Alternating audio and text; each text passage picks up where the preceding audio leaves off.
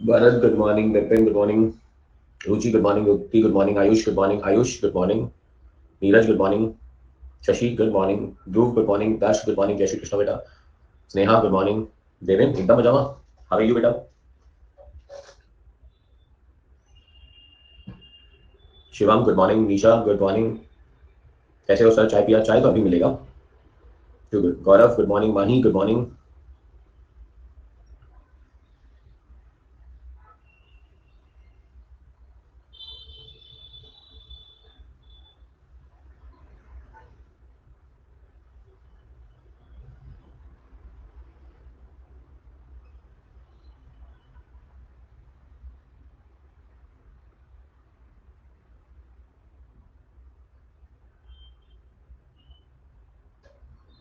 चलो. Nisha, good morning. Rahul, good morning. Sir, here guys.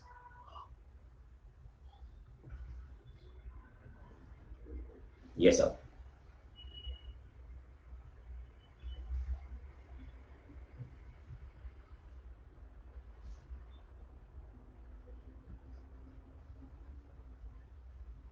Too good.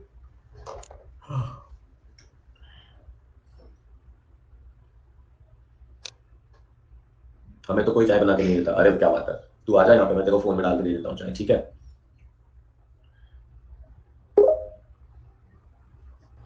Good morning, sir. Good morning, Neeraj. Siddhika, good morning. Sanjeevni, good morning.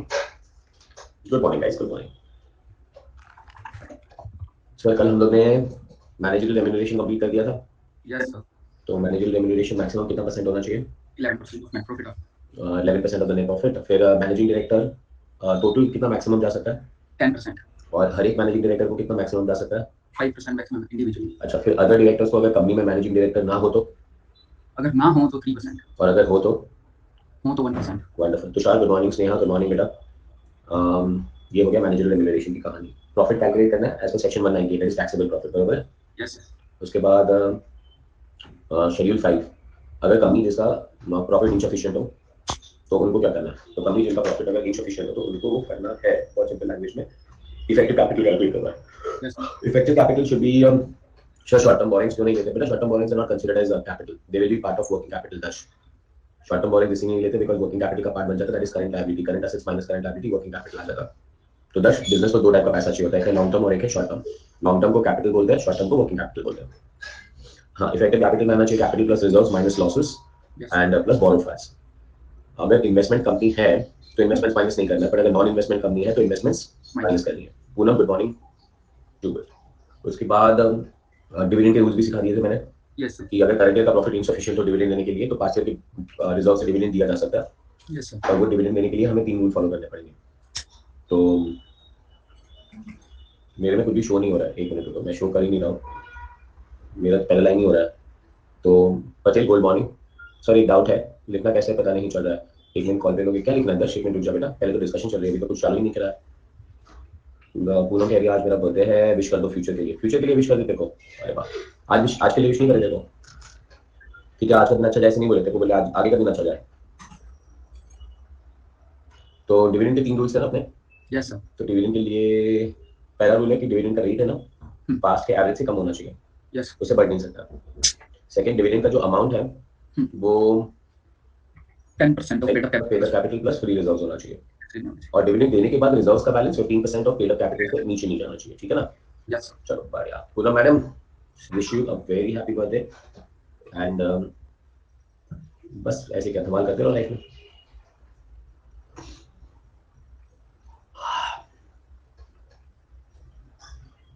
Financial statement को join stock out.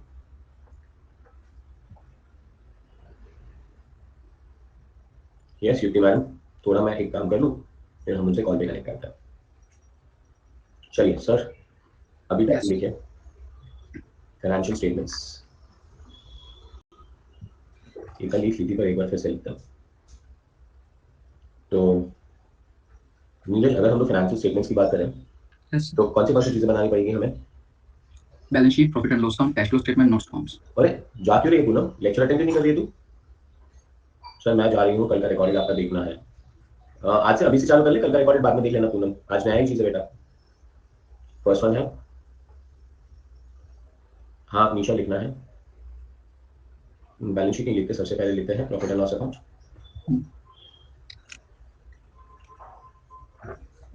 Second चीज लिखते हैं balance sheet. Yes Patel. Third चीज notes to accounts. And fourth thing cash flow statement. और cash flow statement हम लोग ने कर लिया, बराबर ना? Yes.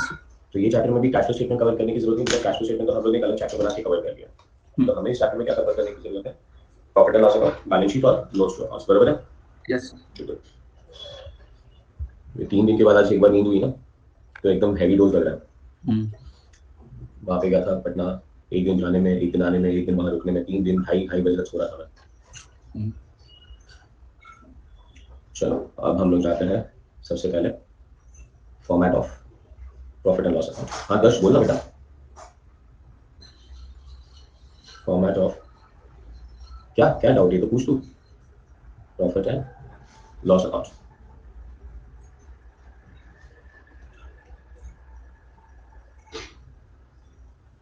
इधर लिखो कैसे, वही तो प्रॉब्लम है। क्या लिखना है? जो मैं लिखा रहा हूँ वही लिखना है तुझे। मैं जैसे लिखा था वैसे लिखना है बेटा। आई डोंट अंडरस्टैंड क्या पूछ रहा है तू। अरे कल का डाउट है, कल का डाउट लेते हैं ना बेटा। 10 रुक जा ना, इतना नहीं क्यों कर रहा है? मैं कॉल कट करूंगा, वापस से कॉल करूंगा बेटा, टाइम वेस्ट हो जाएगा। रुक नीरज, मैं कॉल पे बात कर लेता हूँ उसके साथ। हाँ जी सर। हाँ दर्श आजा बेटा।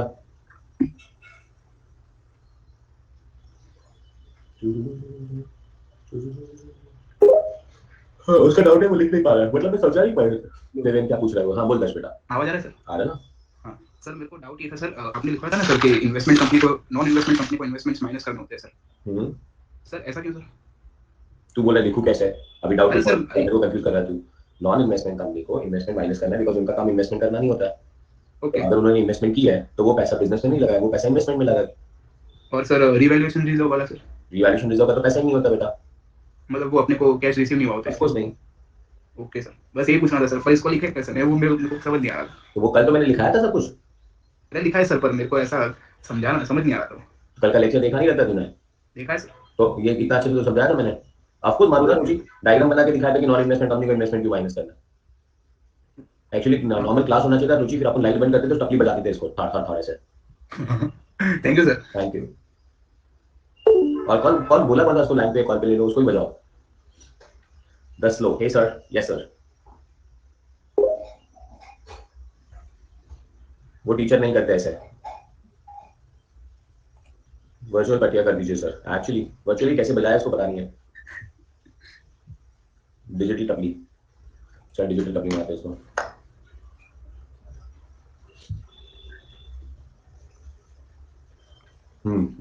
क्या मस्त है ना, डिजिटल है तो बोलते हैं, मारो मुझे मारो मत छोड़ो। चल नीरज चालू करते हैं। मैं इसलिए उसको कॉल पे नहीं ले रहा था, मैं मस्त लिखवाने के मूड में था, बीच में आके कॉमेडी करवा दी उसने। स्टार्ट करें sir? Yes sir. Okay. Sir सबसे पहले ये किसका लिखना है अपने को? टाइटल किसका लिखना है? Format of profit and loss account. Profit and loss account का फॉर्मेट, एक कॉलम पर्टिकुलर्स, एक कॉलम शेड्यूल नंबर और एक कॉलम अमाउंट। बढ़िया सर। Yes sir.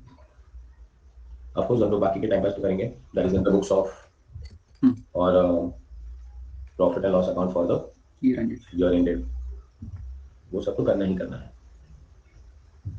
उसके बाद का फॉर्मेट, टाइटल, इनकम, इनकम के अंदर revenue from operations 1, other income 2। हाँ शशि, स्टेटमेंट है, डेबिट क्रेडिट फॉर्मेट में नहीं बनता बेटा। फिर आ जाता है expenses, material consume,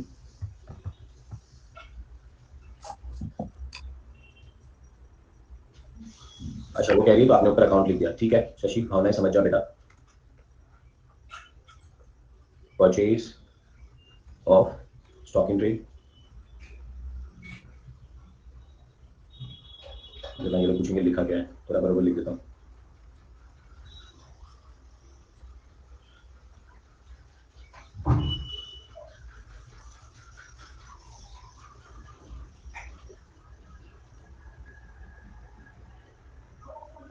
Wait.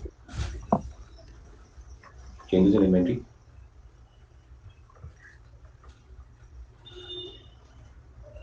Employee benefit.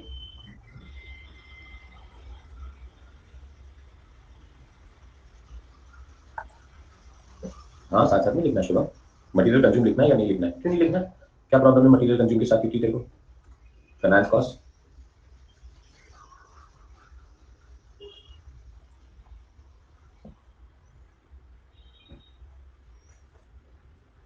Poonam hand raise कर यार, तेरे से भी बात तो करनी पड़ेगी ना।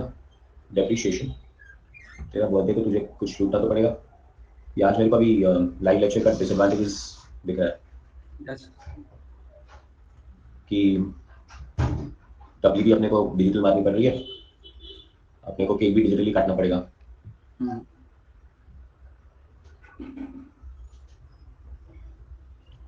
मेरे को एडवांटेज हो गया, वो तो तेरे को बच गया तू।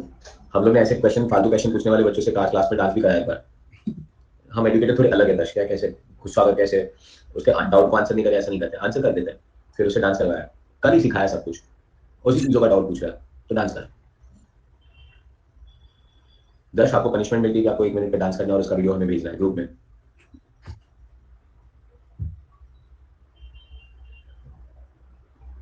अरे सर माइक चालू किया तो आपने आप ही माइक अपने आप ही माइक क्या हुआ, सॉल्व हो गया, क्या करूँ अब? वाह, हाँ ये भी अच्छा है। चलो नीरज आइडिया मिली है अपने को। कैसा सर? अभी अपन जब जूम कॉल लेंगे ना, आज वेडनेसडे क्या, आज जूम कॉल ले। Yes sir. आज जूम कॉल हो सकती है तो अपन जूम कॉल पे डांस करवाएंगे हाँ. 10 से, ठीक है? Yes sir. जूम कॉल का टाइम वही 9 बजे, 9 o'clock, टुडे 9 o'clock वेला जूम कॉल। और 10 तू डांस नहीं करेगा ना तो हम तेरे आगे के डाउट सॉल्व नहीं करेंगे, ठीक है? तू रेडी रहना। जीएसटी क्लास है, अरे क्लास तुम्हारी रोज होगी, हर एक टाइम पे क्लास होगी, ठीक है? 8:30 से 10:30 का क्लास है। चलो जीएसटी 8 बजे कुछ है क्या भाई तुम लोगों को? No sir. चलो तो 8 बजे जूम कॉल, ठीक है? Hmm. 8 बजे बेस्ट है ना, 8 से 8:30, पौने 8 को चालू कर दूंगा मैं, पौने 8 से 8:30, ठीक है? Yes sir. 8:45 8:70 तक चालू कर दूंगा मैं, ताकि हम लोग आराम से बात कर पाए।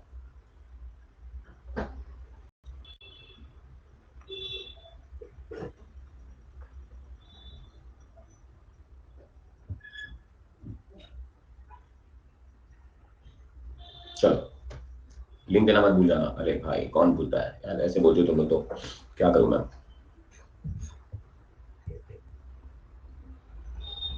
मेरे रात को 12 बजे तक ऑफिस में ही रहूंगा, आज बहुत काम है। हाँ बेटा आ, तू नेक्स्ट टाइम मेरे पास। बेटा रात को 12 बजे तक मैं ऑफिस में रहूंगा, मेरे पास तो ऑफिस से भी जूम कॉल अटेंड कर सकता है। Net profit before tax less provision for tax, तो नेट प्रॉफिट आफ्टर टैक्स आ जाएगा। और यहीं पे अपना अप्रोप्रिएशन भी कंटिन्यू रहेगा। एंड ओपनिंग बैलेंस, एक्चुअली ना ऑफिस वालों को तो फ्री का लाइव शो मिल जाएगा, अपने को वर्चुअल शो मिलेगा। Less appropriation, transfer to reserve and dividend. Vivek sir good morning. तो अपने को आंसर मिल जाएगा रिटेल अर्निंग्स। चलिए क्लियर हुआ? Yes sir.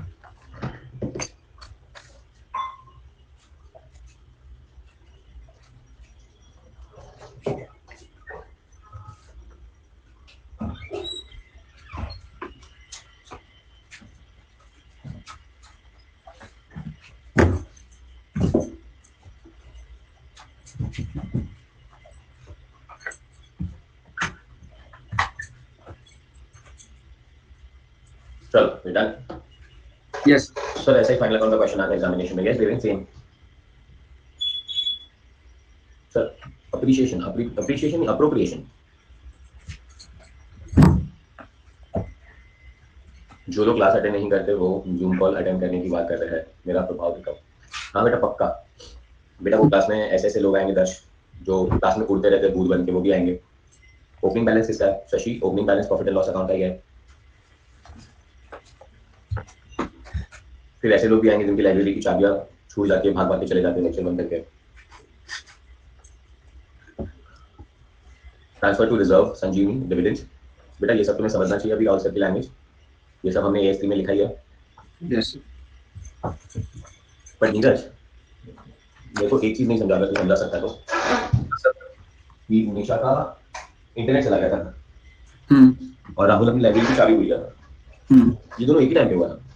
यस सर, एक टाइम पे क्यों हुआ? मतलब कल मेरे को बहुत सारे लोगों ने पूछा, इन लोगों की हिम्मत नहीं हो रही थी, तो मैं ही पूछ लेता हूँ। India wants to know. हाँ मैं कहानी भी बताने वाला हूँ ना, कुछ तो गड़बड़ नहीं है बेटा, दया दाल ही गड़बड़ लग रही है मेरे को, दाल काली है। और देखो राहुल सच बोल रहा था, वही निशा, मतलब मैं वही सोच रहा था, जैसे राहुल को लाइब्रेरी से फोन आया, ये कुछ ऐसा हुआ होगा कि सर लाइब्रेरी बंद है, चाबी आपके पास है, हमारे पास नहीं है, वैसे ही तेरा इंटरनेट कट गया होगा, है ना? Yes sir. मूवी का सीन था एकदम, और वो भी कौन सा मूवी का सीन बताते थे चौधरी, अपना बेटा नॉर्मल बॉलीवुड मूवी नहीं, अपना साउथ इंडियन मूवी, पूरे टुकड़े हो जाते हैं ना, वैसे वाला मूवी बेटा। यस अरे खतरनाक एक्शन।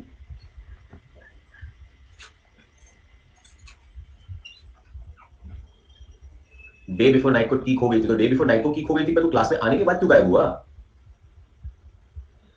गोली से पास ये बात है। अरे नहीं रुचि, मैंने एक साउथ इंडियन मूवी देखी थी, पता है उसमें क्या हुआ? नीरज, दो विलन थे ओके और हीरो के पास ना गन थी, और उसने गन चेक की तो एक ही गोली थी, तो अब बंदा कंफ्यूज हो गया कि मैं किसको मारूं, तो उसने ना बंदूक चलाई, तो बंदूक के अंदर से गोली निकली, ठीक है, एकदम स्लो मोशन में गोली निकल रही है, फिर अचानक ने हीरो ने अपने जेब में हाथ डाला, और जेब में हाथ डाल के चाकू निकाला, और फिर ना वो चाकू उसने गोली की तरफ फेंका, तो चाकू गोली को लगा, गोली सीधी हो गई। और मैं मतलब मैं बोलूं कि क्या हो रहा है, दो टुकड़े होके सीधे दोनों विलेन को लग गई।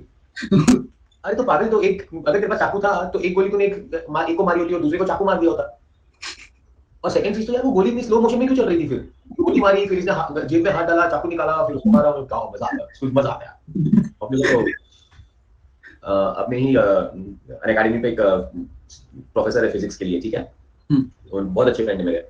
इमीडिएटली मैंने उनको फोन किया, बोला ऐसा कुछ हो सकता है क्या? बोलता हाँ पक्का हो सकता है, साउथ इंडियन में कुछ भी हो सकता है राहुल, बट मेरे को खाली दुख ये है कि ये लोग मेरे फिजिक्स सब्जेक्ट की इतनी बैंड क्यों लगा रहे हैं, मतलब कैसा फिजिक्स था यार ये, कि गोली एकदम स्लो चल रही है, चाकू पास चल गया, क्या था यार। तो बेटा ऐसे तेरे को पता है, साउथ इंडियन मूवीज को कंपटीशन देने वाले अपने क्लास में सिर्फ 2 ही लोग हैं।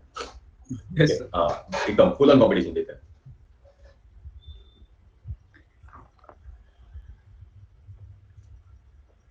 चलो आगे बढ़े सर।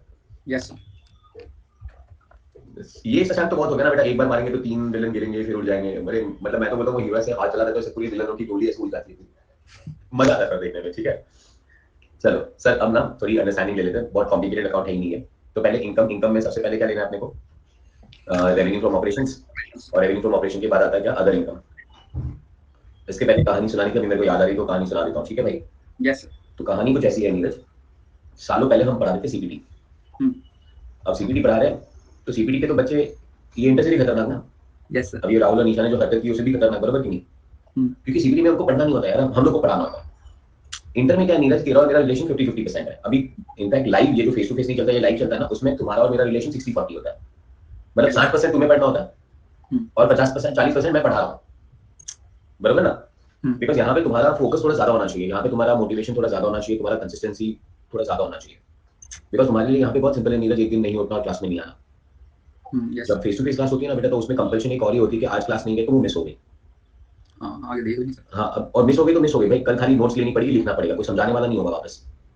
पर ये लाइव क्लासेस में तो तुम्हें पता है कि चलो राहुल से सुबह नहीं भी मिले तो मेरे पास रिकॉर्डेड है, मैं रिकॉर्डेड देख लूंगा एक बार। यस सर ठीक है।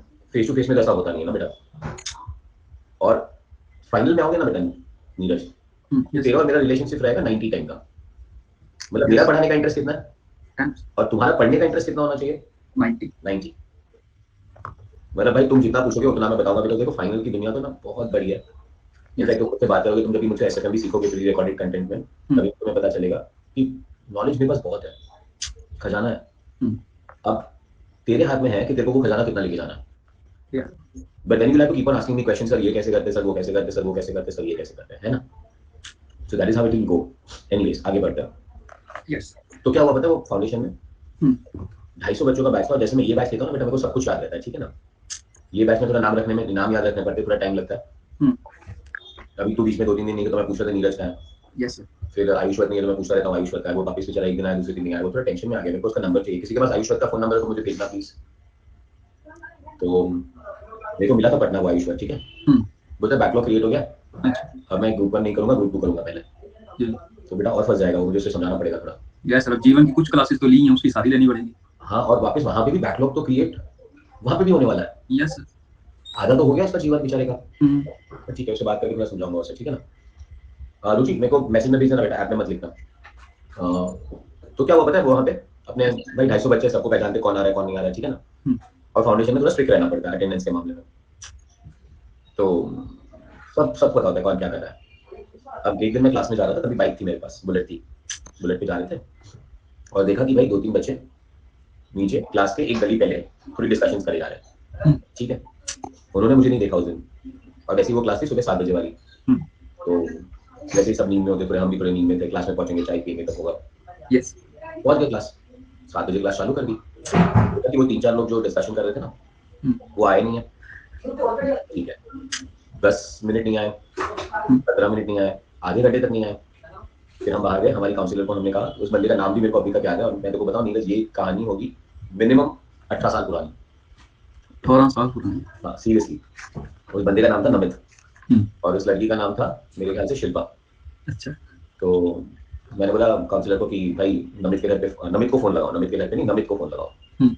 तो काउंसिलर ने नमित को फोन लगा, बोला बेटा नमित आज आए नहीं क्लास। अरे सर मैं क्या बताऊं, कॉलेज जाना पड़ा है सर, कुछ पेपर्स पे साइन चाहिए उनको। बोला अच्छा, पहुंच गया कॉलेज? बोला हाँ सर, मैं तो 7 बजे पहुंच गया सर कॉलेज। बोला अच्छा वेरी गुड। बोला कॉलेज कहाँ है तेरी? तो उसने मेरे को कॉलेज का नाम दिया, कॉलेज का नाम था रुतुमरा करके, जो क्लास है अपना वहां से वो 45 मिनट दूर है वो कॉलेज। मैंने यार ये 7 में 5 को बेटा था इधर क्लास के बाहर, और वो 7 बजे पहुंच गया कॉलेज। मतलब ये भी हो गया बेटा। बोला बेटा कैसे जाते हो कॉलेज से, हेलीकॉप्टर से जाते हो? नहीं सर, नॉर्मल ट्रेन से जाता हूँ सर, 1 घंटा लगता है। मेरा अच्छा बेटा, उस 7 में 5 को मैंने आपको गली के बाहर देखा था, आप थे, शिल्पा थे, 2-3 बच्चे और थे, बातें कर रहे थे। तो बोलता अच्छा आपने देखा हमको? तो बोला हाँ बेटा। तो मैंने बोला अब क्या कर रहे हो, अब क्लास आ जाओगे कि घर पे फोन किया जाए? तो मस्त स्टेटमेंट आया, सर पिक्चर देखने बैठा हूँ, आप बोलते तो छोड़ देता हूँ और आ जाता हूँ क्लास, और अगर आप मुझे अलाउ करो तो पिक्चर देख लेता हूँ सर। तो मैंने बेटा बिंदास पिक्चर देख लो, ठीक है, पर खाली ना नेक्स्ट टाइम से हमारे जैसे सर को बनाने की कोशिश नहीं करना, ठीक है। हमें बता के जाया करो तुम क्या कर रहे हो। क्या कहते हो नीरज? यस। तो भाई राहुल, अनवांटेडली बेटा बेचारे लाइब्रेरी की चाबियां मत खो देना बेटा तू, ठीक है। अरे नहीं शशांक बेटा, एकदम क्लियर ही तो होते हैं यार, भाई तुम भी बच्चे हो, तुम्हें भी घूमना होता है, खाली हमें बता के जाया करो, कौन ना बोलने वाले तुम्हें। हम थोड़ी ऐसे बंदे, हम थोड़ी ऐसे एजुकेटर जो रोज बोलते हो पढ़ाई करनी पड़ेगी, रोज टेस्ट देनी पड़ेगी, हमें भी पता है सीए बहुत लंबी गेम है, एकदम आराम से लेना है ना नीरज? Yes sir. मैंने तो कॉलेज में भी पढ़ाया बेटा, मतलब कॉलेज के लेवल के बंदों को भी पढ़ाया, जो ग्रेजुएशन के बंदे होते हैं ना। हमारे टाइम कभी ना ग्रेजुएशन में 100 मार्क 50-50 मार्क के 2 पेपर आते थे और 35 लाने टोटल, ठीक है। ये लोग क्या करते थे पता है, क्लासेस आते थे थोड़े बच्चे, फर्स्ट टर्म में 50 में से 30 आ गए, तो अभी दूसरे टर्म में 50 में से लाने कितने खाली तुम्हें? 5 ही लाने। और वहां पे तो भाई किसी को कोई लेना देना नहीं होता रैंकिंग वैंकिंग का। आते मेरे को क्या बोलते होता है, एक ऐसा चैप्टर पढ़ाओ जिसमें 5 आ जाए। अब वो चैप्टर पढ़ा लो ना इनको जिसमें 5 आ जाए, फिर आके बोलते देखो सर कल से नहीं आएंगे, पर आप हमारे घर पे मत बताना कि हम नहीं आ रहे, ठीक है। और हम रोज क्लास के लिए निकलेंगे पर आएंगे नहीं। मतलब ये भी सही है भाई। मतलब फिर नेक्स्ट ईयर की क्लासेस, अरे सर वही बोल रहे, सुनो ना, आप बोलते नेक्स्ट ईयर जब चालू करोगे ना तो प्लीज हमें फोन कर देना कि भाई हमारी क्लासेस चालू हो गई, आ जाओ। तो ये कनेक्ट चाहिए मुझे तुम लोगों से, है ना? Yes sir. और मैं तो सीए में बोलता हूँ कि इतना ज्यादा मत टेंशन लिया करो, it has to be slow and steady because slow and steady wins the race, not the fast and furious, ठीक है। यस। चलिए, अब प्रॉब्लम क्या हो गई पता है नीरज? अपनी ऐसे ऐसे कांड किए ना, कभी लोग थोड़ी सच्चाई भी बोलते हैं ना तो भरोसा करना मुश्किल हो जाता है यार, है ना? मतलब यार कोई कहता है ना बीमार था तो थोड़ा मुश्किल होता है, बीमार यार कैसे भरोसा करूं इस पे, बिकॉज आपने तो ऐसे 10 बार बीमार हो गए, मैं तो कल ही बताया ना, कल कौन था मेरे साथ फोन के लाइन पे, हंसी रही थी बेचारी मेरे पे यार। एक महीना एब्सेंट हो गया, फिर सिद्धिका ही थी, हाँ एक महीना एब्सेंट हो गया तो रीजन ही नहीं मिला, अच्छा दिमाग ही नहीं चला कि एक महीना एब्सेंट हो गया तो लिखे क्या कि क्या एब्सेंट क्यों थे। 1 महीने की डिसेंट्री, मैडम पूछती बाथरूम बैठे थे 1 महीने तक, क्या पूछ रहे हो आप? तो मैडम बोलती है हम क्या पूछ रहे हैं, वो बात अलग है, आप लिख क्या रहे हो? 1 महीने का कोई ऐसा रीजन लिखता है, कौन भरोसा करने वाला है? और बोलते हैं मम्मी की साइन भी दिख रही है, मम्मी बेचारी इंग्लिश में लिखा था, मम्मी को क्या पता चलेगा क्या लिख के जा रहे बच्चे। कल सिद्धिका मेरे को पूछ रही थी कि आपके घर में माता जी पिताजी को नहीं पता आप ये कर रहे हो? अब बेटा क्या बताऊं देखो सिद्धिका, तुम लोग सुबह सुबह में मेरी पोल खुलवा ले हो सारी सब। मेरे कॉलेज जाते थे, यस कभी अटेंड नहीं की कॉलेज, एक दिन ब्लैक लिस्ट में नाम आ गया, कि भाई कॉलेज नहीं आ रहे हो, पेरेंट्स को लेके आओ। तो लेके गए मम्मी को। मम्मी आते वक्त ऐसे मारते मारते वो रोज पूछती थी तू कॉलेज आता है कि नहीं। तो मैंने बरोबर पूछा ना, तुम रोज क्या पूछते थे, कॉलेज आता है कि नहीं। कॉलेज जाता था, कॉलेज में बहुत सारी जगह होती है, कैंटीन होती है, स्पोर्ट्स रूम होता है, लाइब्रेरी होती है, वहां जाता था। हाँ। आपको बरोबर से ये पूछना चाहिए था कि कॉलेज में क्लास अटेंड करता है कि नहीं। मैं झूठ थोड़ी बोला, आपने पूछा कॉलेज जाता है कि नहीं, तो मैंने बोला हाँ कॉलेज जाता हूँ। अब झूठ बोला क्या, तू मुझे बता, झूठ बोला मैंने? नहीं। फिर रोज पूछती थी क्लास जाता है कि नहीं, क्लास जाता है कि नहीं।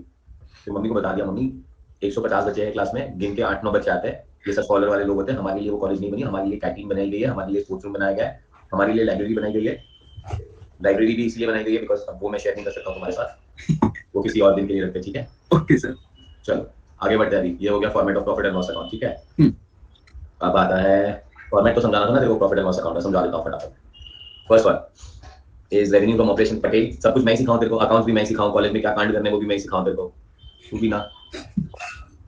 नहीं मैम तो अब बता ही देता हूँ यार, मतलब क्या बताऊँ अभी तुम्हें बेटा, कॉलेज की क्या बताऊँ अभी तो। वैसे टॉप की लड़कियां जो होती थी ना, यस सर। वो लाइब्रेरी में बैठा करती थी यार। तो फिर अपने को भी जाना पड़ता था लाइब्रेरी। Yes sir. 2-3 काम करने थे भाई, एक तो दोस्ती हो जाए, कॉन्टैक्ट नंबर मिल जाए, फिर भाई कॉलेज में कभी कोई प्रोजेक्ट आ जाए, बुक लिखनी हो, है ना, तो भाई उन्हीं से तो मिलेगा सब कुछ, बिकॉज वो लोग तो लेक्चर अटेंड करते हैं। यस। शशि कह रही है कि आपकी गर्लफ्रेंड मैम थी। नहीं, मैम तो हमें बहुत बाद मिली भाई, मैम तो हमें बहुत लेट मिले, ठीक है? मैम को बोलेंगे अभी हम, मैम भी पहचानते हैं यार हमें, सिद्धिका, क्या बताऊं मैं अभी। सर आपकी गर्लफ्रेंड थी कॉलेज के टाइम पे, ये सब नहीं बता सकते। चलिए पहले सर इनकम। यस। इनकम में पहला आता है revenue from operation and second one is what, other income, ठीक है? रेवेन्यू फ्रॉम ऑपरेशन का मतलब होता है सेल्स, और अदर इनकम का मतलब होता है कोई भी अदर इनकम। यस। अभी एक्सपेंसेस समझ जा बरोबर से, और एक्सपेंसेस में भी खाली 3-4-5 समझना है तेरे को, बरोबर है?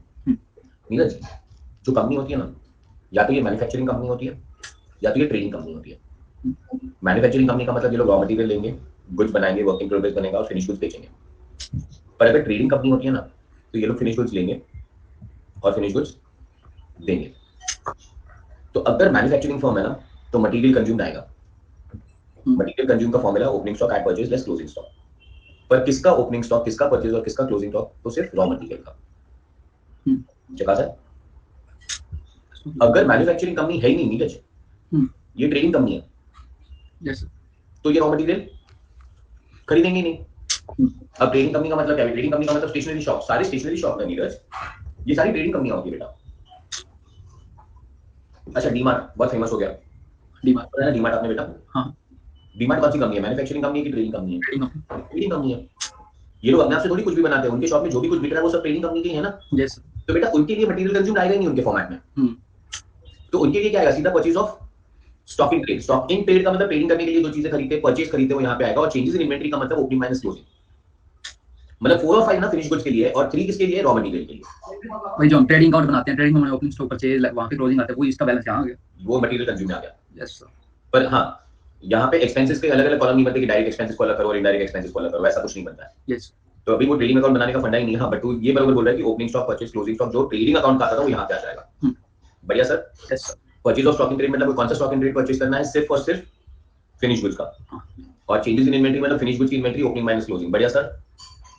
एम्प्लॉय बेनिफिट का मतलब जो भी पेमेंट एम्प्लॉय को की गई है, जैसे कि सैलरी। अब थोड़ी चीजों क्लियर कर दो, सैलरी टू डायरेक्टर आएगा कि नहीं एम्प्लॉय बेनिफिट में? नहीं है, आएगा, because director is an employ of the company. अच्छा ओके। ऑडिट फीस यहाँ पे आएगा कि नहीं आएगा? किसमें? मतलब नहीं आएगा, नहीं आएगा, because auditor is not a employ of the company. Perfect है सर? Yes sir.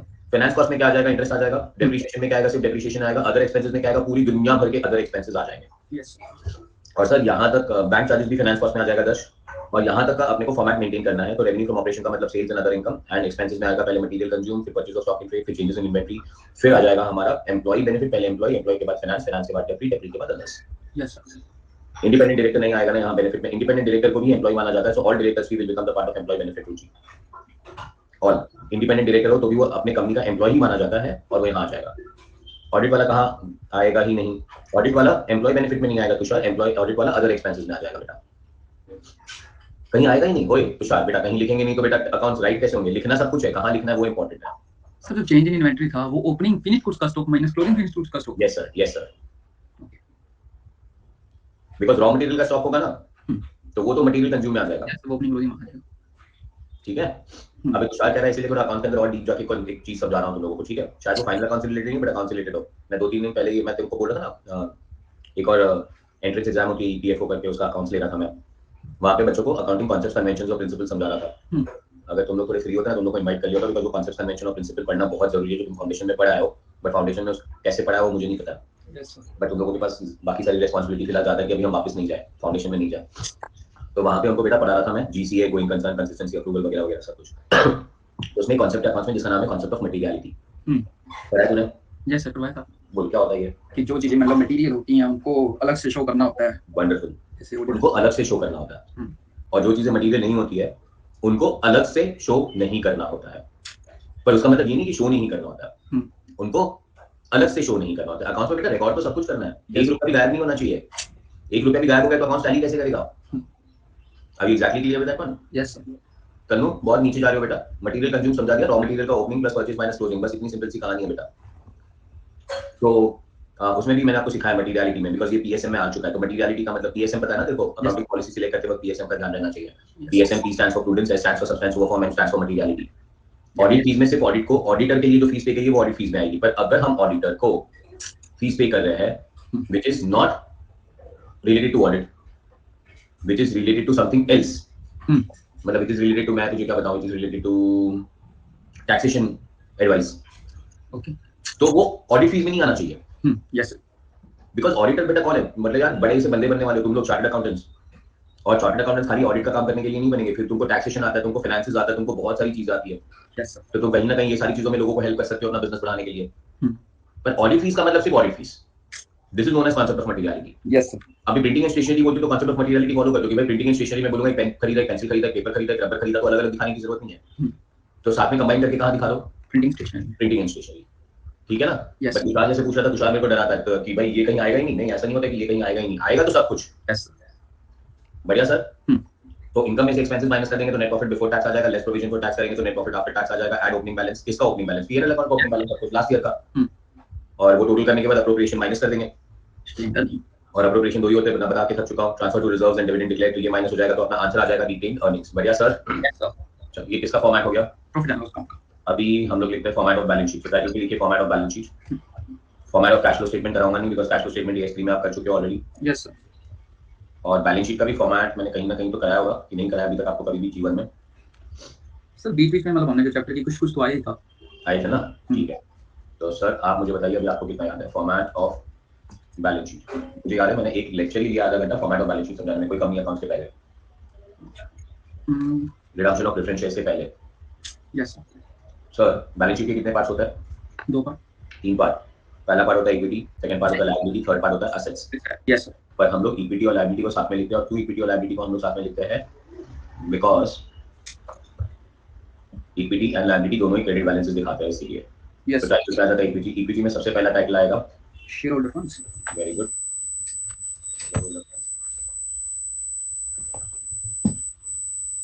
सर कुछ टून आ रहा है। Yes sir. सर रिफ्रेश लो आप। अभी सब कुछ ठीक ठाक है? ओके ठीक है। चलो Neeraj raise your hand. Okay now okay too good. Share holders funds के अंदर सबसे पहले आएगा शेयर कैपिटल। चलो जितना याद है उतना मेरे को बोलते जाओ, ठीक है। कैपिटल का नोट नंबर कंटिन्यू करते लिखेंगे 10। आप बताइए सर। Reserve and surplus. चलो बाकी सब लोग भी नोट पैड नोट्स में ऑन होना चाहिए। पूरा फॉर्मेट 10-12 बार कर लिया है अभी तक, वही फॉर्मेट वापस कर रहे हैं। Reserve and surplus 11। चलिए सर नेक्स्ट। ये दो ही किए हमने इसमें। हाँ ठीक है चलो शेयर होल्डर्स फंड हो गया, और किसी की जरूरत ही नहीं है। What is next now? Next non current non current liability. Non current liability में कितनी चीजें होती है? नॉन करंट होंगी 4 या 6। नहीं 4 चीज। पहले होता है, याद करा दूं मैं, स्टार्ट विद बोरोइंग्स। तो यहाँ पे सबसे पहले आना चाहिए लॉन्ग टर्म बोरोइंग्स, उसके बाद आना चाहिए डिफर्ड टैक्स लायबिलिटी। याद आ रहा है?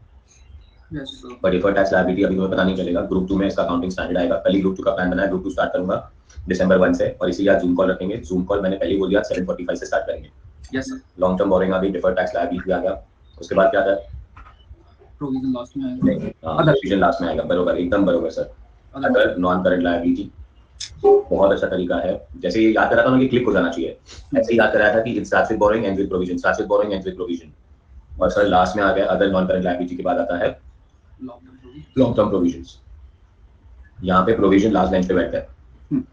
ये हो गई हमारी 15, 1 2 3 4। Next one third, non current liability के बाद क्या आ जाएगा sir? Current liability. Current liability. और करंट लायबिलिटी में बस उसी का कॉपी मारना है। Short term borings. हाँ हरीश, मेरा भी यही कहानी है, इसीलिए मैं 9 बजे बोल रहा था। सर तीन लोग का 9 बजे क्लास है ना, मेरा भी 6 से 7 का जिम होता है, वहाँ पे 7:15 तो ऐसे ही हो जाता है। फिर वहाँ पे और 2-3 लोगों से बात करो तो 7:30 हो जाता है। भाग भाग क्या जाएगा हरीश, तू और मैं दोनों। शॉर्ट टर्म बोरिंग्स, बैंक को भी शॉर्ट टर्म बोरिंग होता है, ठीक है? Yes sir.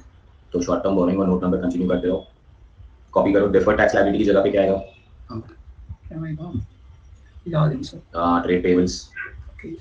Deferred tax liability को सेट मतलब चेंज करके ट्रेड पेबल्स। उसके बाद आएगा अदर करंट लायबिलिटी, एकदम बढ़िया। Last one short term provisions. Short term provisions. Short term provisions, बढ़िया। Yes sir. और सर ये हो गई हमारी बैलेंस शीट की टोटल जो ऑलवेज टैली होता है। इट हैज टू चलिए। इस टाइम बच्चे आए थे, 2-3 मिलने से रोने जैसे हो गए थे। पहले खुशी होती है, अपने को मिलने की खुशी होती है, मुझे भी बहुत मजा आता है नीरज। वैसे और ग्रुप 2 के पेपर में सीएफएस आया था इस time. CFS is consolidation of financial statement. Yes sir. 20 mark का क्वेश्चन। और बेटा वो अब जितने भी अपने बच्चे थे सब टैली करके आए। बेटा एग्जाम में टैली हो जाए वो भी 20 मार्क का क्वेश्चन ना, और वो भी कंसोलिडेशन ना। Yes sir. वो इंडिया चाइना का वॉर चलता है तो अपन बोलते हैं ना एलएसी है, लाइन ऑफ कंट्रोल, एलओसी। हम लोग ने वो एलओसी का थोड़ा अलग करके एलएसी बनाया ग्रुप 2 में। ये 3 चैप्टर आ गए ना, तेरे को तेरा ग्रुप 2 एकदम खतरनाक है। और वो 3 चैप्टर का नाम है लीज, अमालगमेशन और कंसोलिडेशन। ये 3 में से ही है ना, हर कोई भी एक चैप्टर 20 मार्क के लिए आता है एवरी टाइम, पक्का ही है। ग्रुप 1 ऐसा होता है कि कौन सा चैप्टर 20 मार्क के लिए आएगा पता नहीं, बट ग्रुप 2 में एलएसी में से ही कोई एक चैप्टर 20 मार्क के लिए आएगा।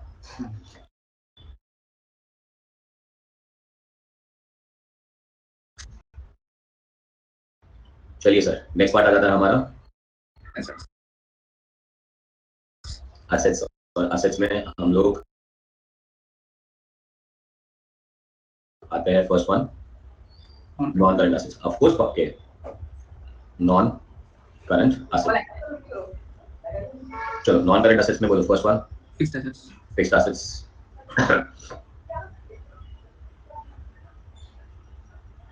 फिक्स्ड एसेट्स के अंदर आ जाएगा टैंजिबल, और टैंजिबल के ब्रैकेट में तुम लोग पीपी लिख सकते हो।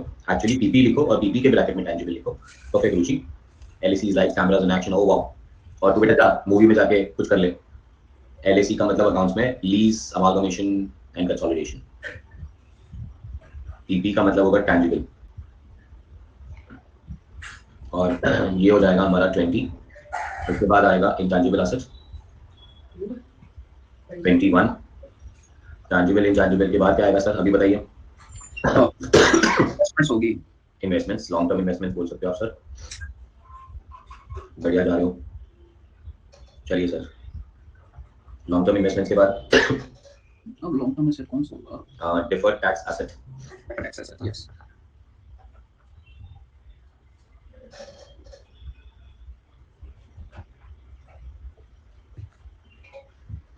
Deferred tax asset. Deferred tax asset आ जाएगा नोट नंबर 23। नोट्स कंटिन्यू करना। डिफर्ड टैक्स एसेट के बाद क्या आएगा? Other non current assets. नहीं, एक और चीज है बीच में, long term loans and advances. Long term loans and advances. Ruchi सही जा रहे हो। और नीरज याद रखने के लिए कहा था कि नॉन करंट एसेट्स में 5 हेड होते हैं। कितने? 5 है। Fixed assets, investments, deferred tax asset, loans and advances, और लास्ट में अदर्स। यहाँ पे अदर्स लास्ट में बैठते हैं, ठीक है ना सर? Yes sir. तो ये आ जाएगा other non current asset. This is 25। बढ़िया सर। Yes sir. चलो उसके बाद आता है सेकंड, नॉन करंट एसेट्स के बाद क्या आ जाता है? Current assets. Current assets. बोलो करंट एसेट्स में फर्स्ट वन इन्वेस्टमेंट्स। इन्वेस्टमेंट्स। अब ना जैसे सिखाया था वैसे वापस एक बार याद करा देता हूँ। यस ये डीटीए को रिप्लेस करने के लिए 3 चीजें। वहां पे डीटीए को रिप्लेस करने के लिए ट्रेड पेबल आता है, बट यहाँ पे डीटीए को रिप्लेस करने के लिए रुचि 3 चीजें आती है। Yes sir. पहली चीज होती है इन्वेंट्री, दूसरी चीज होती है ट्रेड रिसीवेबल एंड कैश, और तीसरी चीज होती है cash and cash equivalent. Perfect है सर, किसको रिप्लेस कर दिया आपने? 3 चीजों से करना। ये आपने 3 चीजों को कर लिया, ठीक है ना? याद रखो बस, that's what the recall ability is. Perfect, Harish too good. उसके बाद क्या आएगा sir? Long term loans and advances की जगह पे शॉर्ट टर्म होना sir. Short term loans and advances 30, और फाइनली आएगा अदर नॉन करंट एसेट्स की जगह पे other current assets current assets 31। बढ़िया। यस एंड द टोटल, और एक बार क्विक फायर, ठीक है? तो ये बोलता हूँ मैं बैलेंस शीट है। बैलेंस शीट के अपने 3 पार्ट्स है। पहला है इक्विटी, लायबिलिटी और असेट्स। इक्विटी में शेयर कैपिटल आ जाता है और रिजर्व्स आ जाता है, that is share holders funds. Liability में non current liability and current liability 1 2 3 4 starts with borrowing and with provision. यहाँ पे अदर्स आ जाता है और यहाँ पे डीटीएल आ जाता है। यहाँ पे शॉर्ट टर्म बोरिंग, डीटीएल को रिप्लेस करने के लिए ट्रेड पेएबल, यहाँ पे others short term provision. Assets में अपने पास आ जाता है नॉन करंट असेट और करंट असेट। नॉन करंट में फिक्स्ड आ जाता है, फिक्स के अंदर पीपी आ जाता है और इंटैंजिबल आ जाता है। फिर आता है इन्वेस्टमेंट्स, फिर आता है डीटीए, फिर आता है लोन्स एंड एडवांसेस और लास्ट में आता है अदर्स। अब फिक्स्ड असेट्स में तो यहाँ पे कुछ आएगा नहीं, इन्वेस्टमेंट्स आ जाएगा इन्वेस्टमेंट्स। डीटीए को रिप्लेस करने के लिए 3 चीजें, इन्वेंट्री, इन्वेंट्री के बाद ट्रेड रिसीवेबल, रिसीवेबल के बाद cash and cash equivalent, loans and advances आ जाएंगे, अदर्स आ जाएगा। यहाँ पे 6 चीजें आएगी, यहाँ पे 5 चीजें आएगी। ऐसे याद रखने के लिए आपको कहा था, और ये आपने पहले कॉपी किया होगा तो फिर से कॉपी करने की जरूरत नहीं। ये आपके नोटबुक में आपको मिलेगा, रिडक्शन ऑफ प्रेफरेंस शेयर से पहले मिलेगा। सर याद आ गया पूरा? Yes sir. ठीक है सर। अभी फाइनल अकाउंट से अगर कोई क्वेश्चन आ जाना 20 मार्क के लिए तो अपने को डांस करना चाहिए एग्जामिनेशन में, ठीक है? बिकॉज बहुत ही बढ़िया क्वेश्चन होते हैं बेटा, अपने को खाली पोस्टिंग करनी है, बच्चे जैसे 12 स्टैंडर्ड वाला फाइनल अकाउंट बनाना है। स्टार्ट करूं मैं? Yes sir. Question number 5 Omega Limited का क्वेश्चन है। The following is the trial balance of Omega Limited as of 31 March 2012। सबके हाथ में पेंसिल है, जो बचपन में करते थे वैसे ही काम करेंगे। यस चलिए सर, लैंड एट कॉस्ट कहां आएगा? एसेट्स। पीपी। हां पूरी PT. Plant machinery at cost PT. Trade receivable current assets. Very good. Inventory, current assets. और इन्वेंट्री कौन सी डेट का दिया है? क्लोजिंग इन्वेंट्री दिया है। यस और अगर इन्होंने क्लोजिंग इन्वेंट्री दिया ना, उसका मतलब है ना कि इनका ट्रेडिंग अकाउंट खत्म हो चुका है।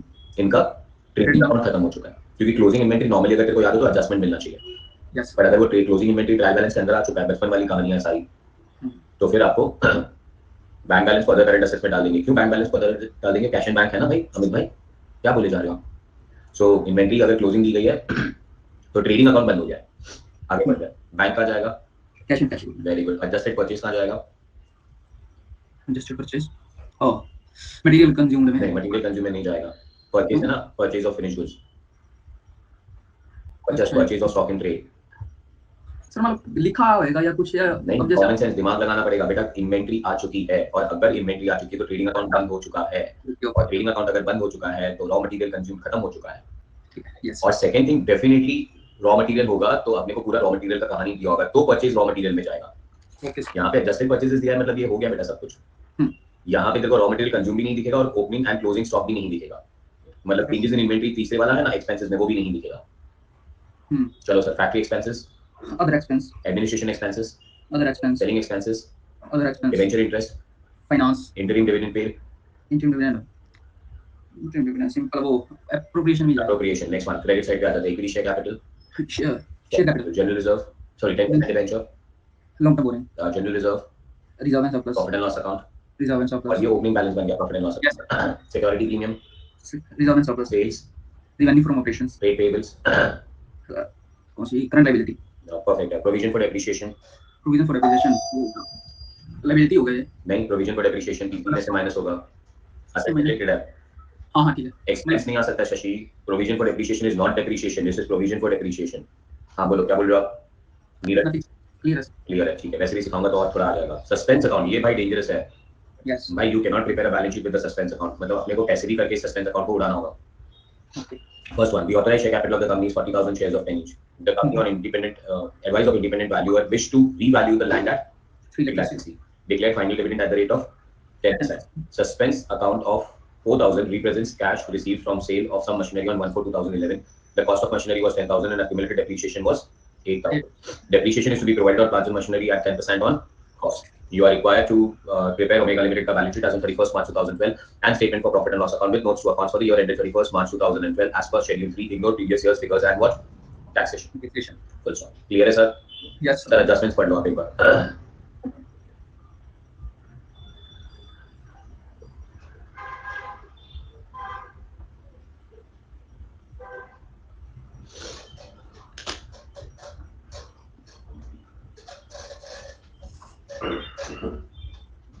Done, sir. कॉलेज जाना है, बाकी का रिकॉर्डिंग देख लूंगी। क्यों आज इतना जल्दी कॉलेज जाना है तेरे को शिवांशी? संजीवनी आपको बेटा रिकॉर्डिंग देख लेना, बट कंप्लीट कर लेना, ठीक है Sanjeevani? And this is the only thing I expect people to follow जो संजीवनी ने अभी किया। ऐसे कभी जा रहे हो क्लासेस के बाद तो एक नोट लिख के जाओ कि आप क्यों जा रहे हो, बस दैट्स इट। थैंक यू संजीवनी। ठीक है, टू गुड। मैं अपने क्लासेस को I don't take it as kind of recorded content that तुम लोग कभी भी देख लोगे।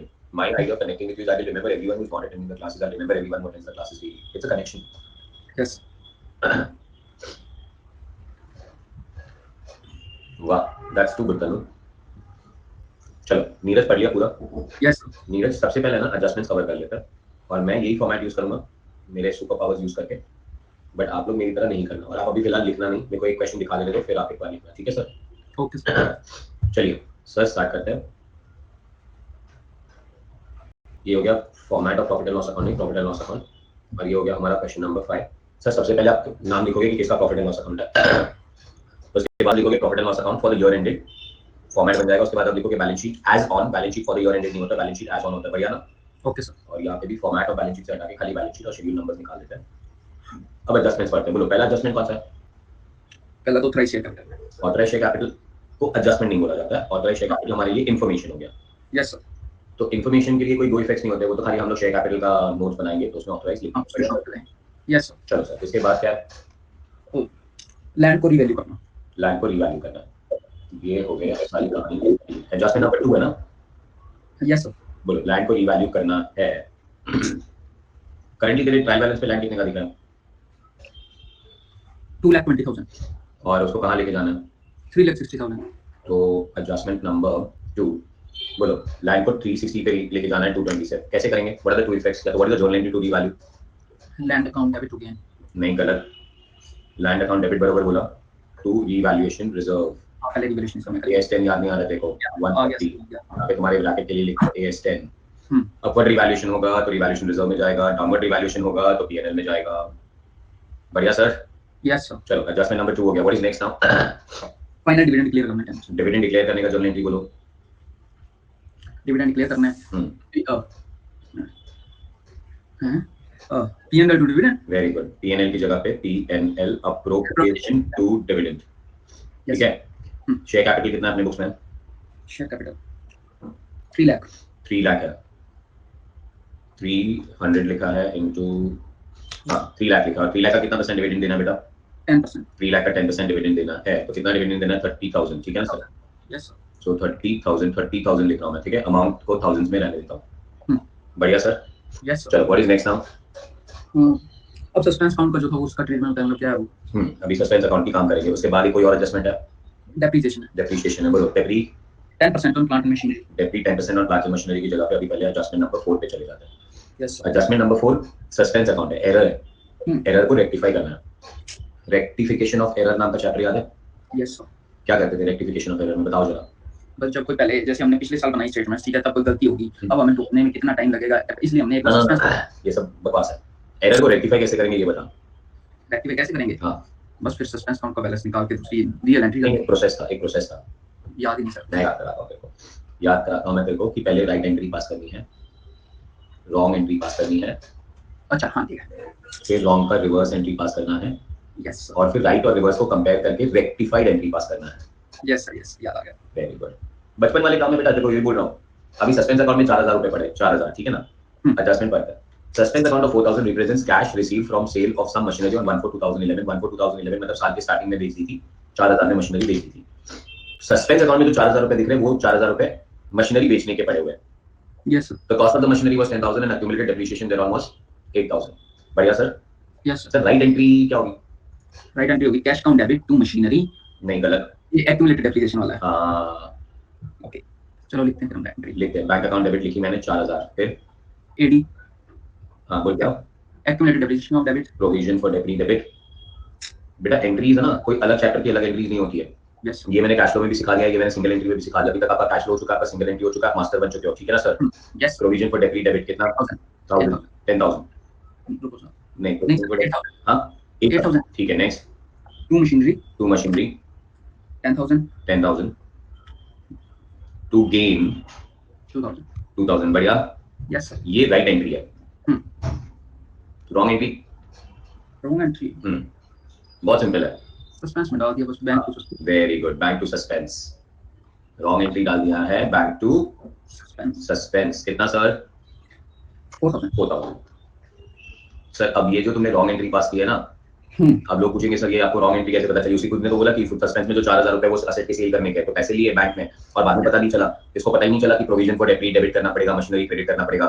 इसने भी डराउट सर अभी तक कैश फ्लो सीखा नहीं होगा, एंट्री पास करना आता नहीं, तो भाई ने डर के क्या किया, बैंक में पैसा ले लिया, सस्पेंस अकाउंट को क्रेडिट कर दिया। इसका रिवर्सल मारते तो इसका रिवर्सल मारेंगे तो क्या होगा? Suspense to bank. Suspense to bank. Suspense to bank कितना? 4000. और सर अब ना आप ना राइट एंट्री को रिवर्स एंट्री के साथ कंपेयर करेंगे और रेक्टिफाइड एंट्री पास करेंगे, ठीक है ना सर? Yes, sir. और रेक्टिफाइड एंट्री क्या आएगी सर? बैंक कट जाएगा, Yes, sir. Suspense count debit. Bank और बैंक कट गया तो सस्पेंस अकाउंट डेबिट हो जाएगा। Yes, sir. तो सस्पेंस को सर डेबिट कर दो, और सस्पेंस अकाउंट जैसे यहाँ पे डेबिट किया ना तो आपके ट्रायल बैलेंस में आप चेक कर लो, सस्पेंस क्रेडिट है Yes, और sir. यहाँ पे डेबिट हो जाएगा तो सस्पेंस उड़ गया। बट सर आपको प्रोविजन फॉर डेप्रीशिएशन को भी डेबिट करना पड़ेगा 8000 के लिए, फिर आपको गेन को क्रेडिट करना पड़ेगा 2000 के लिए, और सर आपको मशीनरी को क्रेडिट करना पड़ेगा 10000 के लिए। बढ़िया सर, Yes, sir. ठीक है। आगे बढ़ा जाए। Yes, sir. चकास। ये एडजस्टमेंट नंबर कौन सी हो गई? होगी 4th. अभी एडजस्टमेंट नंबर 5 बताइए sir. Depreciation is to be provided on plant and machinery at 10% on cost. चलिए जर्नल एंट्री बताइए डेप्रीशिएशन प्रोवाइड करने की। Depreciation count debit to plant and machinery. मतलब इसमें सर जैसे मतलब इसमें accumulated depreciation मतलब पीछे दिया हुआ है, हाँ पूरा में दिया हुआ है। तो बेटा पीएफडी फॉलो करना है ना, रुचि एकदम sure, too good. Depreciation to asset नहीं आएगा, depreciation to provision for depreciation आएगा। और Yes, कितने परसेंट पे प्रोवाइड करना है? 10%. कॉस्ट पे प्रोवाइड करना है कि डब्ल्यूडीवी पे प्रोवाइड करना है? Cost पे कॉस्ट पे प्रोवाइड करना है। सर मशीनरी कितना दिखा है ट्रायल बैलेंस में? 770. बट 770 के बाद 10 का मशीनरी बिक चुका है, Yes, sir. तो बेटा डेप्रीशिएशन आना चाहिए 760 का 10%, 76। बढ़िया सर, Yes, sir. कोई डाउट? No doubt. चकास बोलो। Chakas. और सर ये पहले कर लेना है। हम्म। अब ये करने के बाद बेटा अब हम पहले पीएनएल अकाउंट बनाएंगे, फिर हम बैलेंस शीट बनाएंगे, फिर हम बोलेंगे कैश टू चाली, और देखो कितना फटाफट बनाते हैं पीएनएल, ठीक है ना? Yes. सर इसके बाद सीधा आ जाने का इधर और इधर बोलने का नोट्स टू अकाउंट्स। क्या टाइटल ले रहा हूँ? Not. Notes to accounts. चलो पीएनएल अकाउंट याद रहना चाहिए आपको, तो फटाफट आगे बढ़ पाओगे। पीएनएल अकाउंट के अंदर नोट्स टू अकाउंट बना रहा हूँ, नोट्स टू अकाउंट्स में सबसे पहले होना चाहिए रेवेन्यू फ्रॉम ऑपरेशंस। बोलिए सर रेवेन्यू फ्रॉम ऑपरेशंस में क्या दिया गया है? Sales. सेल्स दिया गया है, बोलिए कितना है सेल्स? 700. 700। गौरव अभी 1 मिनट रुक जाओ बेटा, बहुत पीछे चलते हो तुम नोट से। और कुछ है क्या रेवेन्यू फ्रॉम ऑपरेशन में सर? तो सर उसके नीचे 2 लाइन कर देने का, बात खत्म हो गई, आगे बढ़ो। What is next one sir? Expenses. Other income. हाँ, अदर इनकम में कुछ नहीं है. अदर इनकम में है, क्योंकि हमने 10 मिनट पास किए तो उसको चेक करना पड़ेगा। यहाँ पे कुछ नहीं है, यहाँ पे कुछ नहीं है सर। मेरे को दिखा अदर इनकम में गेन, Yes, yes. ये भी इफेक्ट देने पड़ेंगे ना सर। 2000 रुपए का अदर इनकम है, यहाँ पे आ गया gain on sale of machinery, amount आ गया कितना? 2 दो कि 4? 2. चलो सर हो गया। What is next sir? 700 और 2 फॉर्मेट में जाके लिखते हैं। Revenue from operation 1 2, this is 700, this is 2, ये हो गया 702, ठीक है सर? मल्टीपल कंज्यूम इस क्वेश्चन में है ही नहीं। Purchase of stock in trade, sir एक ही परचेज दिया हुआ है, फालतू में नोट्स लिख के टाइम पास मत करो। तो एडजस्टेड परचेजेस कितने दिए गए हैं? 320. 320। तो एडजस्टेड परचेजेस में जाके लिख दिया मैंने 320। चेंजेस इन इन्वेंटरी आएगा ही नहीं। Yes, sir. एम्प्लॉय बेनिफिट्स में क्या है? Note number 3, note number 4, note number 5, note number 6। चलिए सर आप बताइए अभी एम्प्लॉय बेनिफिट में कुछ है क्या नोट नंबर 3 में? कुछ नहीं है सर. है ही नहीं, No. सैलरी नहीं दी No. तो क्यों लिखा रहा हूँ? चलो सर एम्प्लॉय बेनिफिट गायब हो गया। एम्प्लॉय बेनिफिट के बाद क्या आ रहा है? Finance cost. Finance cost. ये कौन सा क्वेश्चन बना कि इन्होंने एम्प्लॉय को पैसा ही नहीं दिया? कौन सी कंपनी है ये? और इसके पूरे नोट्स बदलने पड़ेंगे। तो ये एम्प्लॉय बेनिफिट बना दिया, इसको बना दिया मैंने 3, इसको बना दिया 4, इसको बना दिया 5। चल भाई फाइनेंस कॉस्ट में कुछ है कि नहीं? Yes, sir. Debenture interest. Debenture interest बोलो कितना? 20. 20। और कुछ? बस यही. तो भाई लिख दो, खत्म करो। चलो फाइनेंस कॉस्ट के बाद क्या था सर? अब आता है depreciation. डेप्रीशिएशन, तो अभी लिखा ना हम लोग ने। तो भाई डेप्रीशिएशन के अंदर डेप्री ऑन मशीनरी, और डेप्री ऑन मशीनरी कितना प्रोवाइड करना है सर हमें? 76। और कुछ यहाँ पे ध्यान रखना ये सब के बारे में भी, ठीक है? तो ये डेप्रीशिएशन और मशीनरी लिख दिया 76, ये भी क्लोज कर दिया। सर 6 आएगा अदर एक्सपेंसेस। सारे अदर एक्सपेंसेस की कहानी बताओ sir. Yes, sir. Factory expense. बोलो सर कितना? 60. Next. Administration expenses. Admin expenses कितना? 30. 30। Next. Selling expense. Selling expenses कितना? 30. 30। नेक्स्ट। बस sir. तो सर आ गया टोटल 60 30 30, 60 30 30 हो गया 120। सर 20, 76, 120. So यहाँ पे आ जाता है this is 20, this is 76, this is 120. Calci 320, 20, 76, 120. Is the total 536? Yes, sir. Sir income का टोटल कितना था? 702. 702 माइनस 536 166. 166 के बाद टैक्सेशन इग्नोर करने को बोला है. क्वेश्चन को थैंक यू बोलो. Thank you, question. तो हमने 166 डाल दिया. नेक्स्ट वन ओपनिंग बैलेंस दिया है पीएनएल का सर. Yes, sir. बोलो कितना? 72. 72. सब लोग कैलसी चलाते रहो साथ में 166 प्लस 72 कितना? 238. 238. सर अप्रोप्रिएशंस की बात करते हैं. मेरे ख्याल से पहले से ट्रायल बैलेंस के अंदर एक इंटरिम डिविडेंड था. Yes, sir. Sir interim dividend कितना? 18. तो इंटरिम डिविडेंड तो ट्रायल बैलेंस की आइटम थी और एक सर फाइनल डिविडेंड भी हम लोग ने अनाउंस किया ना. Yes, sir. Sir PNL appropriation account debit हुआ था. यहाँ पे टिक मार्क करो. ये पहला इफेक्ट दे रहे 30. 30. सर 18 और 30 उड़ा दो. बोलो 18 और 30 उड़ा दिया तो कितना बचा? 190. 190 क्या हो गया सर? Retained earning. चकास बोल दो. अब बोलिए तेरे को कोई टफ चैप्टर लगा है क्या? नहीं. खाली पोस्टिंग वाला काम करना और बस सारी कहानियां स्ट्रेट रहनी चाहिए. सर ये हो गई नोट्स टू अकाउंट्स में note number 6. Note number 7 continue करो. अब आ जाएगा शेयर कैपिटल. शेयर कैपिटल में इन्होंने ऑथराइज दिया था तो मैं पहले ऑथराइज लिख लेता हूँ. ऑथराइज कितना दिया था? 40,000 shares at the time. 40,000 shares of ₹10. 400. चलिए सर 2 लाइन यहाँ पे आ गए. Next one sir issued subscribe and paid up. बोलो सर क्या आएगा सबसे पहले? Equity capital. कितना? 30,000 shares 10 each. 30,000 shares of ₹10 is 300. और ये हो गया हमारा शेयर कैपिटल का कहानी खत्म. Yes. शेयर कैपिटल के बाद क्या आएगा? Reserve. शेयर कैपिटल के बाद आएगा रिजर्व्स. नोट नंबर कंटिन्यू करेंगे हम लोग. नोट नंबर होगा अपना 8. सो नोट नंबर 8 में आ जाता हमारा रिजर्व्स एंड सरप्लस. चलो सर रिजर्व्स एंड सरप्लस में बोलिए क्या आएगा? सबसे पहले जनरल रिजर्व दिया जनरल रिजर्व. बोलो कितना? 130. 130. नेक्स्ट अब profit and loss account. Profit and loss account. जो प्रॉफिट एंड लॉस अकाउंट में रिटेन अर्निंग आया था वो उठाना है. यस. 190. चलो sir next security premium security premium कितना सर? 40. 40. नेक्स्ट बस इसमें हो गया रीवैल्यूएशन रिजर्व आ गया. अभी रिवैल्यूएशन रिजर्व हमारे एडजस्टमेंट में पड़ा हुआ है तो सर ये आ गया रिवैल्यूएशन रिजर्व 140. एकदम बढ़िया. ये सब याद रहना चाहिए बस अभी आपको.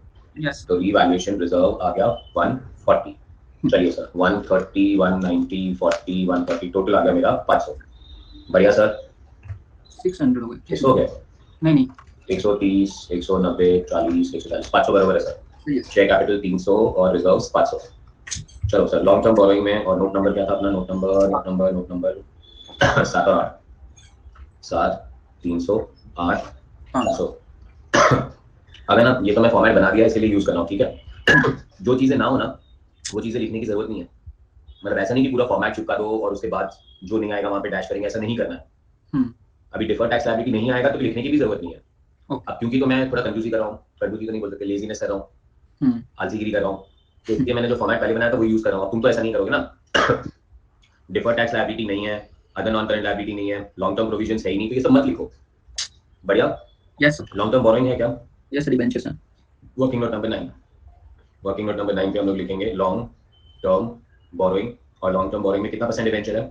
10% डिबेंचर 200. 10% debenture is 200. बातें खत्म. यस. चलिए सर 10% डिबेंचर 200 हो गया. What is next now? बात है बस. शॉर्ट टर्म बोरोइंग है? करंट लायबिलिटी में आता है. नहीं है ना. ट्रेड पेबल दिया हुआ है. खाली ट्रेड पेबल दिया. तो ट्रेड पेबल का अलग से नोट बनाने की जरूरत नहीं. बोलो कितना दिया हुआ है? 52.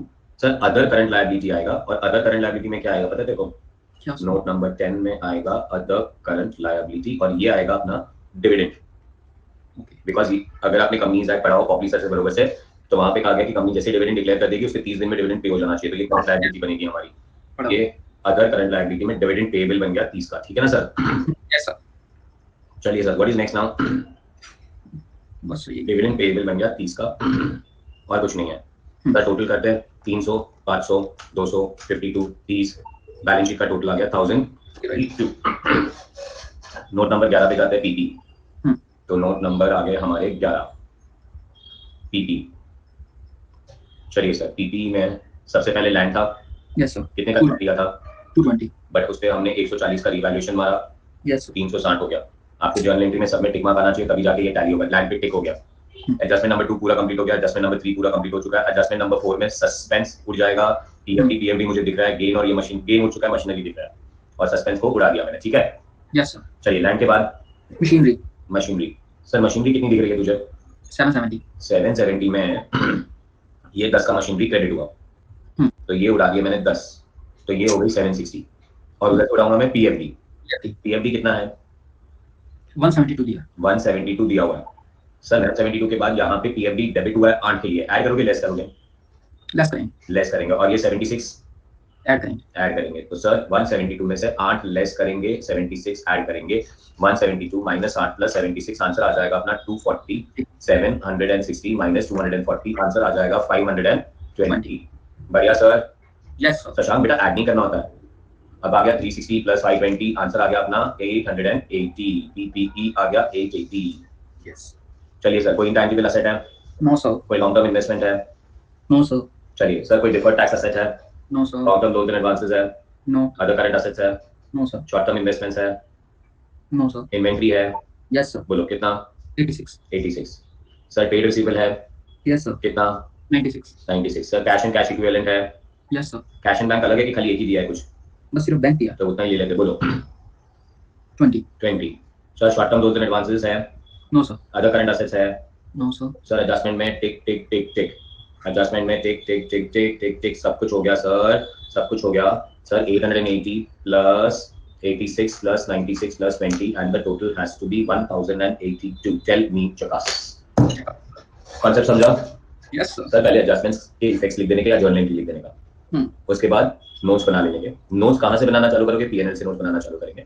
यस पीएनएल से नोट बनाने के बाद बैलेंस शीट बना लेंगे, टैली कर लेंगे, जकास बोल देंगे, डांस कर लेंगे। Yes Got this? Yes Stupid. Bank balance क्यों नहीं बढ़ा? क्यों बैंक बैलेंस क्यों बढ़ेगा दर्श? कौन सा बैंक बैलेंस बढ़ाना बेटा तेरे को? सस्पेंस को ले गया ओके असेट सेल बेटा। असेट सेल में बैंक में तो पैसे आए थे, बैंक को राइट किया बेटा। नीचे की सारी कहाँ की मशीनरी को क्रेडिट नहीं किया, प्रोविजन नहीं किया, गेन नहीं किया, वो सब नहीं किया था। तो वो सब रेक्टिफाई करेंगे ना बेटा, वो सस्पेंस में क्या था? पर पैसा तो आया था, वो तो राइट ही रिकॉर्ड हुआ था। तेरा राइट एंट्री में बैंक अकाउंट डेबिट, तेरे रॉन्ग एंट्री में भी बैंक अकाउंट तो डेबिट हुआ था। बैंक में प्रॉब्लम नहीं है। यस और दर्श ये प्रोसेस भी सिखाया 11th स्टैंडर्ड से। 11th स्टैंडर्ड में हमें सिखाया गया था रेक्टिफिकेशन ऑफ एरर कैसे करना चाहिए। राइट एंट्री पास करो, रॉन्ग एंट्री पास करो, उसका रिवर्स एंट्री पास करो, फिर काम करो। बैंक में पैसा है वो रिकॉर्ड हुआ था बेटा। डबल एंट्री सिस्टम तो फॉलो की थी उसने, वरना उसका ट्रायल बैलेंस टैली नहीं होता। बट उसने बैंक के बाद पीएफडी डेबिट करना चाहिए था, गेन को क्रेडिट करना चाहिए था, मशीनरी को क्रेडिट करना चाहिए था। उसकी जगह पे उसने सीधा बैंक टू सस्पेंस लिख दिया। समझ गए सर? ओके चलिए सर, कॉपी करें, फटाफट कॉपी करेंगे प्लीज, ज्यादा टाइम पास नहीं करेंगे। यस 320 वाला अमाउंट नहीं दिया, ये तेरे सामने 320। अमित बेटा देख कितनी कोइंसिडेंस है, कितना केमिस्ट्री है तेरे और मेरे बीच में। देख मैं पीएनएल अकाउंट में बैठा हूं, मेरे को परचेज ऑफ स्टॉक इन 320 दिख रहा है इधर, तुझे नहीं दिख रहा? चश्मे आ गए तेरे को। चलो फटाफट लिखो।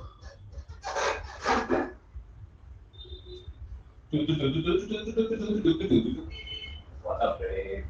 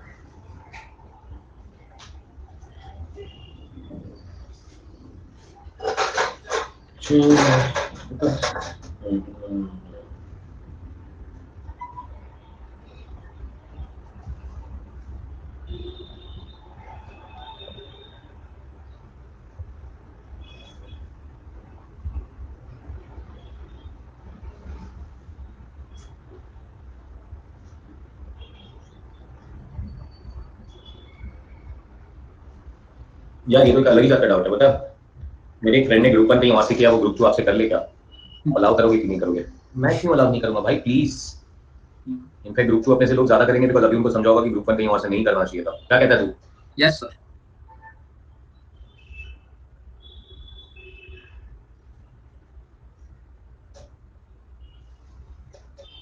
सर बस एफएम पक्का करवा देना। एफएम भी मैं कराऊं? यस एफएम मेरे को फिर यूट्यूब पे कराना पड़ेगा। अनकर्मी वाले नहीं करना है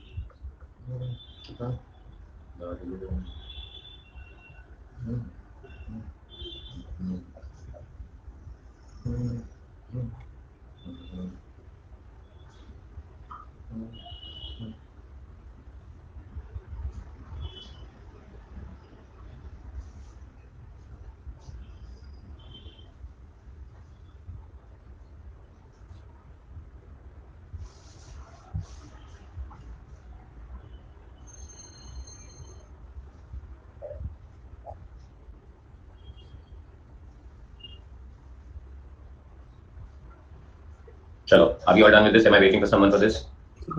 Okay, sir.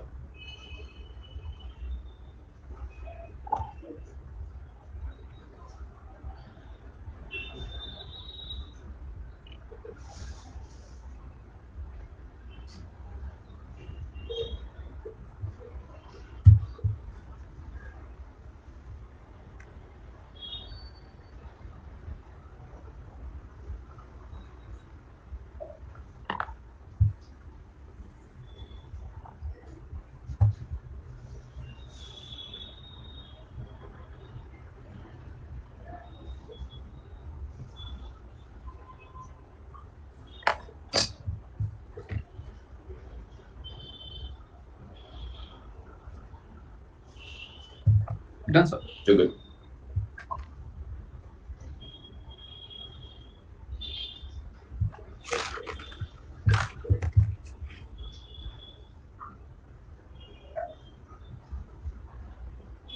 Chalo, it's done. Guys, can I go to the next page if anyone is not waiting for this now? Chalo.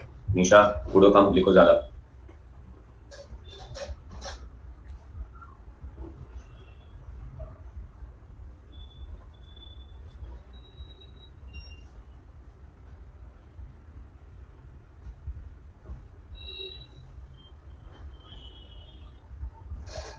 चलो सर नेक्स्ट पेज पे जा रहा हूँ. अच्छा यहाँ पे सिर्फ वही चीजें लिखना बेटा जो है, बाकी सब पे डैश किया वो लिखने की जरूरत नहीं है, ठीक है? Okay, sir.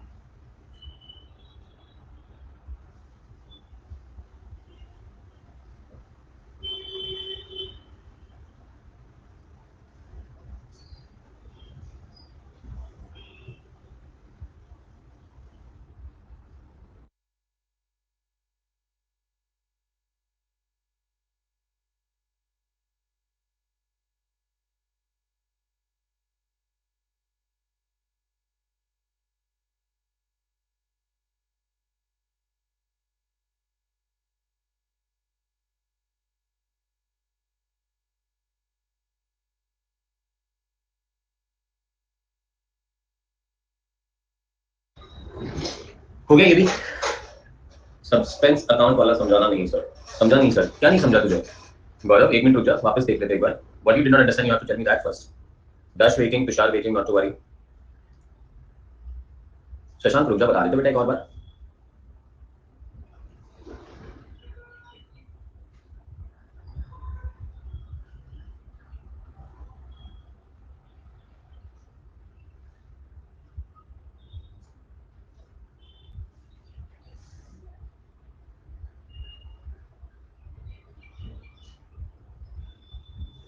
चलो everyone is saying they're done. Neeraj हो गया तेरा ये? Okay, I'm going to next page.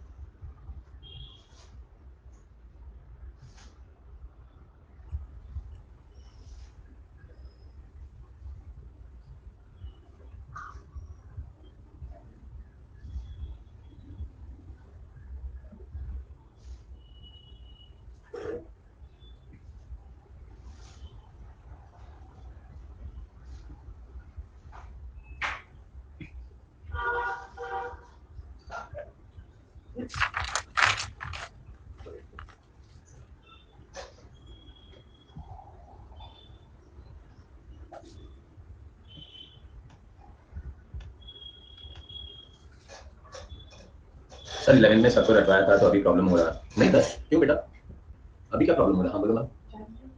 हाँ चाय चाय और फ्रूट बाद में भी खा लूंगा। 10 यहाँ पे कौन सा बेटा अपने को प्रॉब्लम आ रहा है? तुम्हें कहीं पे प्रॉब्लम आ रहा है तो बोलो। आई एम नॉट अज्यूमिंग कि तुम्हारा 11th स्टैंडर्ड में फाइनल अकाउंट श्योर था, ठीक है? Don't worry about that. तुम्हें कहीं पे भी पोस्टिंग में प्रॉब्लम आ रही है तो बताओ। अच्छा जनरली कर रहे हैं, ठीक है सर। सर मेन प्रॉब्लम तो यही है, 11th को करवाते ही नहीं ऐसे, मतलब सब रट्टे में लगे हुए हैं। बेटा दो रीजन है ना उसके नीरज। रीजन नंबर 1 की पहले तो वहाँ पे एजुकेटर की उतनी लेवल नहीं होती है, ठीक है बेटा? हाँ मेन तो ये। सेकंड रीजन तुम्हारे अंदर खुद के अंदर भी है नीरज। अगर वहाँ पे तुम्हें इतना बेसिक से फंडामेंटली सिखाया जाए ना तो तुम लोग बोलोगे क्या पका रहा है यार, ये बताना करना क्या। अब आज भी मैं तेरे को नीरज पूछूं ना कि आउटस्टैंडिंग एक्सपेंसेस का जर्नल एंट्री क्या है, तेरे को थोड़ा सोचना पड़ेगा। यस सर पक्का। पर मैं तेरे को अगर ये बोलूं ना कि आउटस्टैंडिंग एक्सपेंसेस के दो इफेक्ट क्या है, हाँ तू ऐसे बोलेगा। तो हमने क्या पढ़ा 11 में पता है? Every adjustment will have two effects. अभी आउटस्टैंडिंग एक्सपेंस बोलेंगे तो active expense, balance sheet liability. Simple अगर आउटस्टैंडिंग एक्सपेंस की एंट्री बोले तो नहीं याद, पर ये पता लायबिलिटी साइड आता है तो क्रेडिट होता होगा, बस होगी एंट्री। अब ना क्रेडिट क्या होता होगा ये बता। Outstanding expense. Outstanding expense credit होता होगा, एक्सपेंस डेबिट होगा। एंट्री होगी तेरी expense account debit to outstanding expense. Yes. कोई किसी को ना वहाँ पे 11th स्टैंडर्ड में ऐसी हिम्मत लेनी चाहिए थी। मैं कल ही है ना मेरे फ्रेंड के साथ बाहर गया था कल रात को। यहाँ पे हमारे मुंबई में कभी हमें एग्स खाने का मन करे ना तो एक एग का बहुत अच्छा स्टॉल है जहाँ पे एग्स मिलते हैं। तो कल हम लोग गए थे एग्स खाने, तो उसकी बेटी है बेटा जो 11th स्टैंडर्ड में आ रही है, तो उसकी बेटी से ऐसी बातें कर रहा था नॉर्मली।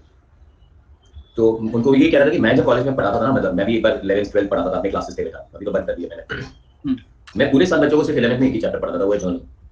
बाकी सब चैप्टर पढ़ाने के लिए अलग अलग प्रोफेसर रखे हुए थे मैंने। उनको कभी भी फाइनल अकाउंट्स में एडजस्टमेंट का जर्नल एंट्री सिखाता था, एडजस्टमेंट के इफेक्ट्स बाद में सिखाता था। बट वो है ना, किसी को एक ताकत होनी चाहिए, हिम्मत होनी चाहिए, वो बच्चे लेवल पे उनको समझाया जाए कि भाई देखो ये ऐसे होता है, ये वैसे होता है, और उनको पढ़ाने का तरीका थोड़ा अलग होना चाहिए। उनके साथ दोस्त बन के रहना पड़ेगा, उनकी बात सुननी पड़ेगी, मशमत सुननी पड़ेगी। और अपने को ये भी अंडरस्टैंड करना है कि 11th स्टैंडर्ड के बच्चे हैं, 1 घंटे का क्लास होगा तो उनको 1 घंटे में सिर्फ मैक्सिमम 15 मिनट आप पढ़ा सकते हो, बाकी का 45 मिनट उनको टाइम पास चाहिए। मेरे को याद है मैंने एक दिन पूरा 1 घंटा कुछ पढ़ा दिया तो मेरे को आके मेरे स्टूडेंट्स पूछते सर आज आप ठीक नहीं लग रहे थे, बुखार आ रहा है क्या? मैंने क्या हो गया अचानक से? मेरा कुछ नहीं हुआ भाई, मैं एकदम ठीक ठाक हूँ। पता नहीं आज 1 घंटे में एक भी जोक नहीं मारा, आप सीरियसली बोल ही जा रहे थे, हम तो एकदम इन्वॉल्व हो गए थे उसके अंदर। मैंने हाँ सॉरी भूल गया, कल से भाई अपना नॉर्मल टाइम वापस शुरू। उनका उनका फोकस जो होता है ना वो नहीं रह सकता 15 मिनट से ज्यादा 1 घंटे में। यस। तो वो 15 मिनट के अंदर पंच सिखाना है उनको, पंच। और ये प्रॉब्लम है हमारे 11th स्टैंडर्ड। तो 11th स्टैंडर्ड की प्रॉब्लम खाली एजुकेटर की नहीं है, 11th स्टैंडर्ड की प्रॉब्लम है कि बच्चों को भी अंडरस्टैंड करेंगे, हमें नहीं पढ़ना। अब जैसे मैंने देखो कहा कि ग्रेजुएशन के बच्चों को पढ़ाते थे, बोलते थे 50 मार्क का पेपर है, सब 5 लाना है, सिर्फ ऐसे एक चैप्टर पढ़ा दो जिसमें 5 आ जाए। हाँ यही तो है। उनको ही नहीं पढ़ना।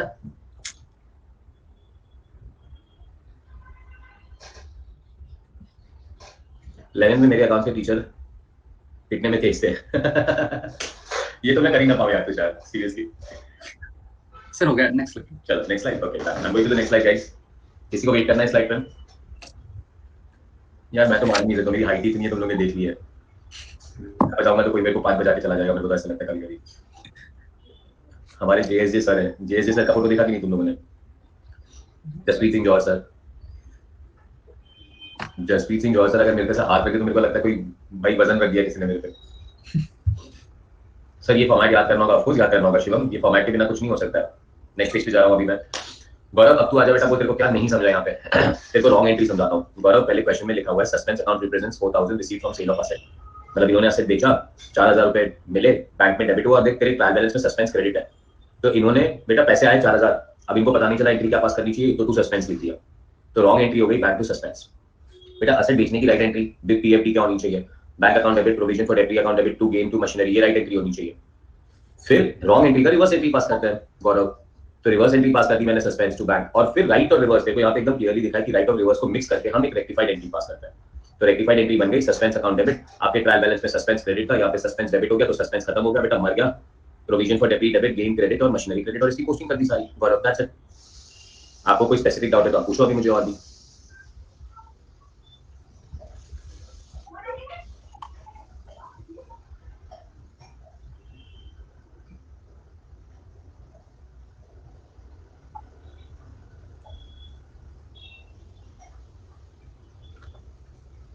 पोस्टिंग सस्पेंस का क्या होगा? सस्पेंस का पोस्टिंग कहां से होगा बेटा गौरव? आपके ट्रायल बैलेंस में सस्पेंस क्रेडिट है, रेक्टिफाइड एंट्री में सस्पेंस डेबिट है, तो सस्पेंस कट गया, डेबिट क्रेडिट कैंसिल। और सस्पेंस का पोस्टिंग करोगे बेटा तो मार्क्स कैसे मिलेंगे? फाइनल अकाउंट थोड़ी होती है सस्पेंस के साथ।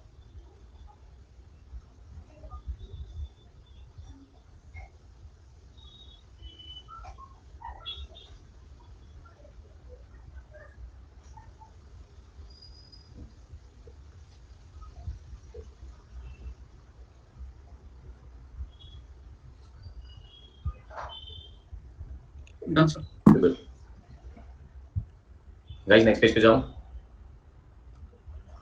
Dash waiting for you. Rahul waiting for you.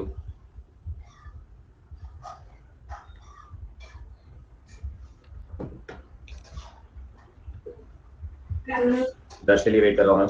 Dash is done. Rahul हो गया. सर उसका हो गया था। ठीक है, चलिए सर. Notes to accounts. आज तक नहीं स्टार्ट है. ठीक है. Zoom link ग्रुप पे दोगे क्या? शायद Zoom link ग्रुप पे दूंगा.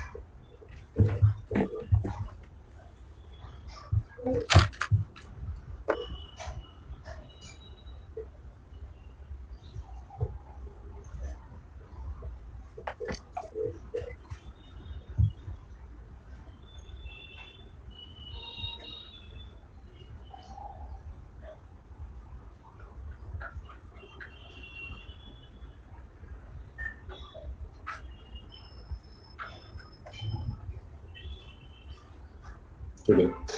आशीष, note number 5. Note number 5 other depreciation. Depre on note number 5 है ही नहीं. अच्छा ठीक है.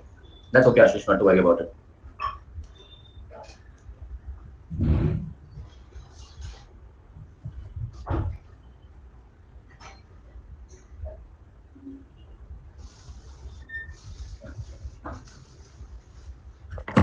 Done sir. बढ़िया sir. Guys, can I go next page?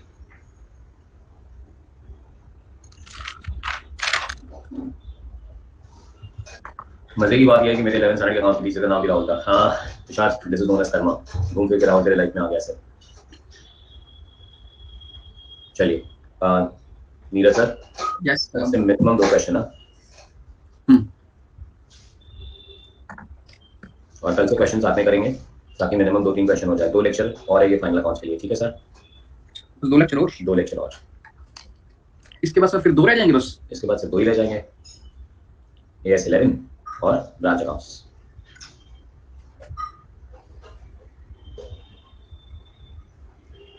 पर इस मंथ में थोड़ी छुट्टियां रखी है ना मैंने बेटा.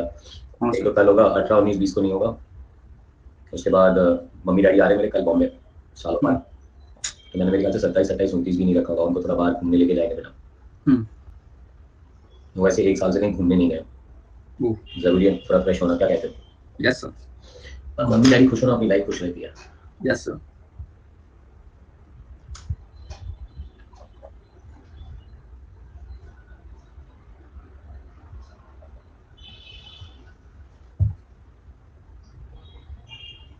Absolutely Nisha, you have to be very careful.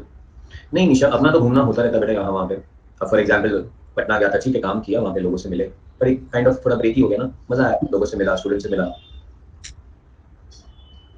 हाँ, और ग्रुप 2 चालू करने के पहले ब्रेक लेना जरूरी है. फिर group 2 again regularly. And we are right on time. कोई हाई नहीं किया, फिर भी ग्रुप 1 अपना आराम से कंप्लीट हुआ.